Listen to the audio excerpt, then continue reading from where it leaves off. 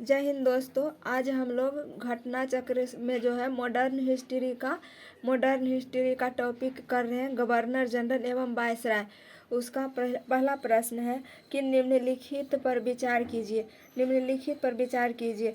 पहला में दिया हुआ कि रॉबर्ट क्लाइव बंगाल के प्रथम गवर्नर जनरल था, तो ये गलत है। गवर्नर जनरल नहीं, रॉबर्ट क्लाइव कौन थे?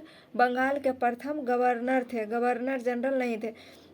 और दूसरा में दिया हुआ कि विलियम बेटिक भारत के प्रथम गवर्नर जनरल थे, तो ये सही है। दूसरा सही है और पहला गलत है, तो इसका आंसर हो जाएगा बी।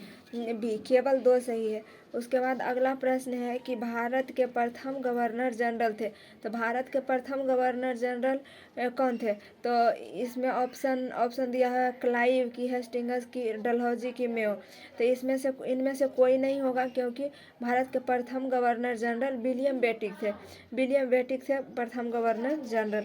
उसके बाद आगे है कि भारत का प्रथम गवर्नर जनरल कौन था, तो वही हो जाएगा लॉर्ड विलियम बेटिक। तो इसमें भी विलियम बेटिक ऑप्शन में नहीं है, तो आंसर ई हो जाएगा। उसके बाद अगला प्रश्न है कि निम्नलिखित घटनाओं पर विचार कीजिए।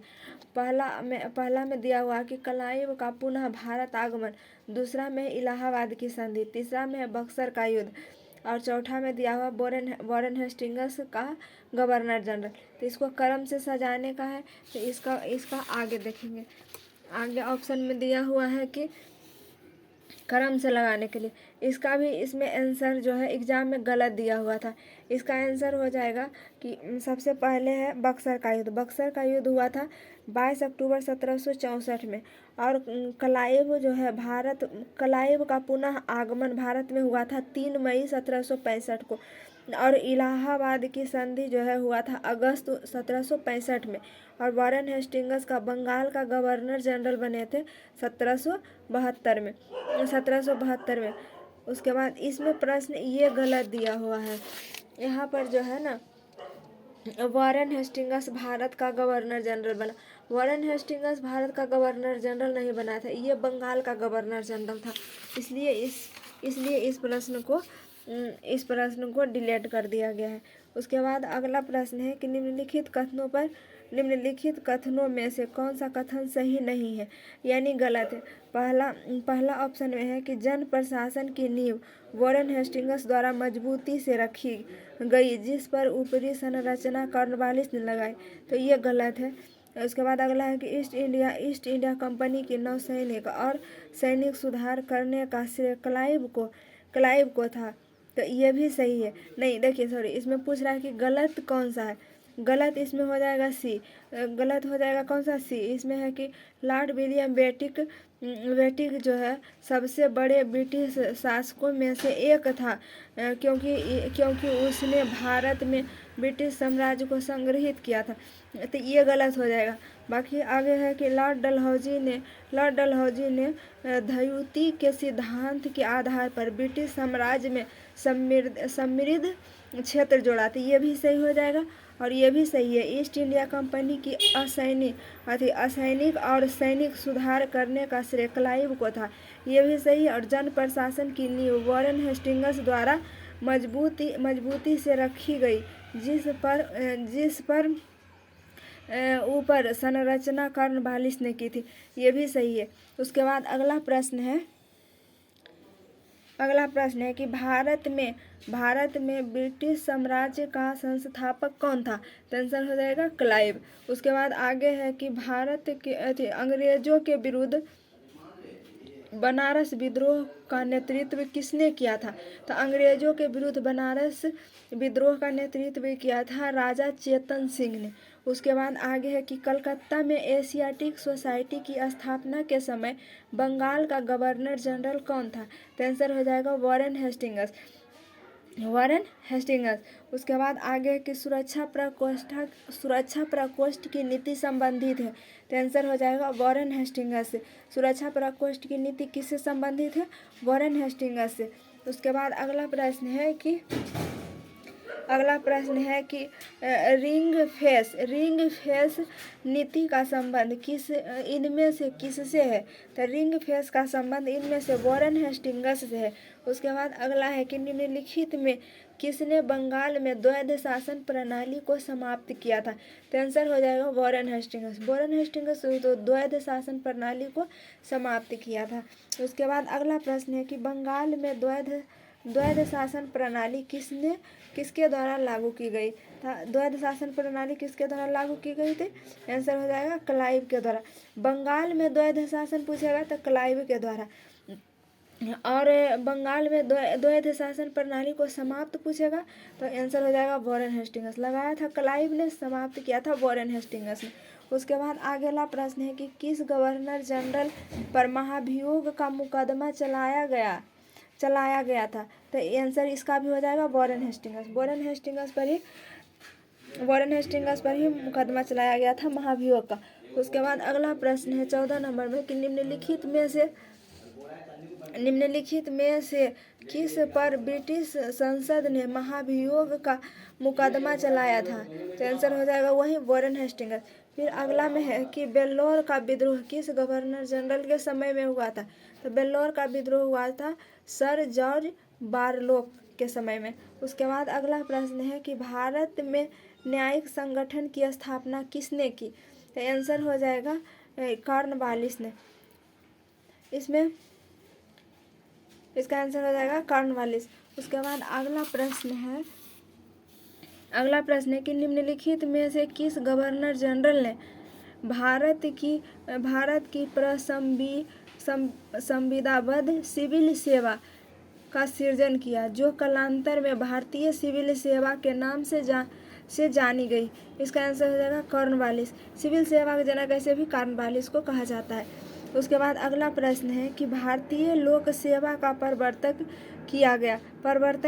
भारतीय लोक सेवा का परिवर्तन किया गया।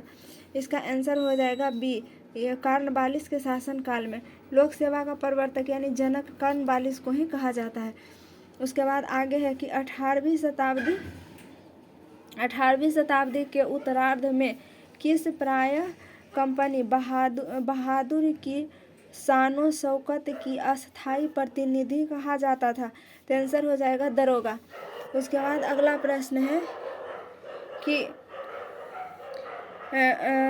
प्रश्न है कि लॉर्ड कॉर्नवालिस की कब्र कहाँ स्थित है? तो आंसर हो जाएगा गाजीपुर। उसके बाद आगे है कि लॉर्ड वेलेस्ली द्वारा लागू की गई सहायक संधि व्यवस्था के बारे में निम्नलिखित में से कौन सा कथन लागू नहीं होता है? तो आंसर हो जाएगा सी, कंपनी के लिए एक नियत आय का प्रबंधन करना। यह आंसर हो जाएगा। बाकी सब सही है। क्या कर रहा है कि कथन लागू नहीं होता है, ये लागू नहीं होता है, बाकी सब सही है। जैसे हो गया ऑप्शन ए में है कि दूसरों के खर्च पर एक बड़ी सेना बनाए रखना, भारत को नेपोलियन के खतरे से सुरक्षित रखना, भारतीय रियासतों के ऊपर ब्रिटिश सर्वोच्चता स्थापित करना, ये भी सही हो जाएगा। उसके बाद अगला है कि लॉर्ड वेलेस्ली की सहायक संधि को स्वीकार करने वाला पहला मराठा सरदार कौन था? तो इसका आंसर हो जाएगा पेशवा बाजीराव द्वितीय। उसके बाद अगला प्रश्न है कि 1802 में की बेसिन की संधि पर हस्ताक्षर किसके मध्य हुए थे? तो वही अंग्रेज और बाजीराव द्वितीय के मध्य। उसके बाद अगला प्रश्न है कि सहायक संधि को स्वीकार करने वाला पहला शासक कौन था? तो पहला शासक था हैदराबाद के निजाम। उसके बाद अगला है कि सहायक संधि को किसने काल में क्रियान्वित किसके काल में? तो लॉर्ड वेलेस्ली के काल में सहायक संधि कौन लाया था? लॉर्ड वेलेस्ली ही लाया था। उसके बाद आगे है कि निम्न में से सहायक संधि स्वीकार नहीं की थी। तो सहायक संधि स्वीकार नहीं की थी ये पूछ रहा है। तो ऑप्शन में दिया हुआ हैदराबाद के निजाम की इंदौर के होलकर राज्य ने, कि अगला ऑप्शन है जोधपुर के राज्य ने और कि मैसूर के शासक ने। तो इसमें जो जितना भी ऑप्शन दिया हुआ है इसका सभी का आंसर, ये सभी सहायक संधि में था और तो ये सभी ने सहायक संधि स्वीकार किया था। लेकिन क्वेश्चन में कह रहा है कि सहायक संधि को स्वीकार किसने नहीं की थी? तो नहीं की थी इसका आंसर इनमें से कोई नहीं होगा, क्योंकि ये इन सभी जो ऑप्शन में दिया हुआ है ऑप्शन में जो भी दिया हुआ है, हैदराबाद या इंदौर या जोधपुर या मैसूर, ये सभी सहायक संधि स्वीकार कर लिए थे, इसलिए इसका आंसर हो जाएगा इनमें से कोई नहीं। उसके बाद अगला में है कि सहायक संधि व्यवस्था को स्वीकार करने वाले प्रथम भारतीय देशी शासक कौन थे? तो इसका आंसर हो जाएगा बी, हैदराबाद के निजाम।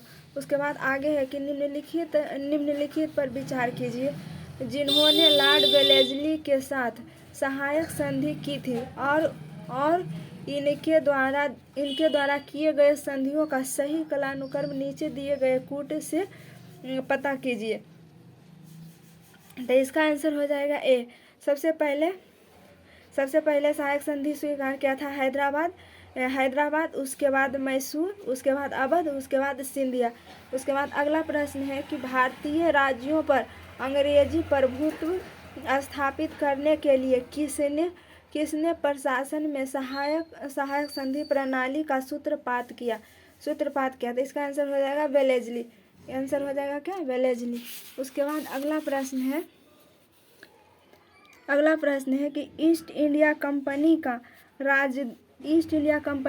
राजपूत राज्यों से सहायक संधि करने का मुख्य उद्देश्य था। तो आंसर हो जाएगा इसका डी, अंग्रेजों द्वारा प्रभुत्व स्थापित करना। तो आज के लिए 30 क्वेश्चन ही करेंगे दोस्तों। अब आगे का क्वेश्चन कल करेंगे। 30 करते हैं, जिसमें कि छोटा हो और आसानी से सारा प्रश्न हो जाए। मिलेंगे नेक्स्ट क्लास में, तब तक के लिए जय हिंद।